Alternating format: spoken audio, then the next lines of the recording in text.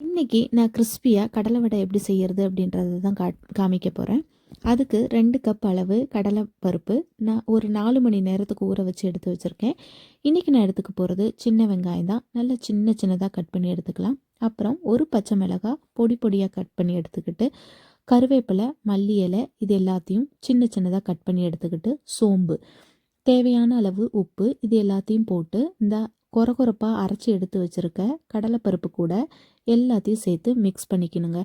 Mix பண்ணிக்கிட்டு சின்ன சின்ன உருண்டையாக நல்ல வடை தட்டி எண்ணெயில் நல்லா சூடான பிறகு போட்டு எடுத்துக்கணும். அதுக்கப்புறம் எடுத்தால் நல்லா கிறிஸ்பியாக இருக்கும். கொஞ்சம் நேரம் வேக வச்சு திருப்பி திருப்பி போட்டு எடுக்கணும். கிறிஸ்பியான வடை ரெடியாக இருக்கும். ட்ரை பண்ணுங்கள். எப்படி இருக்குன்னு கமெண்ட் பண்ணுங்கள்.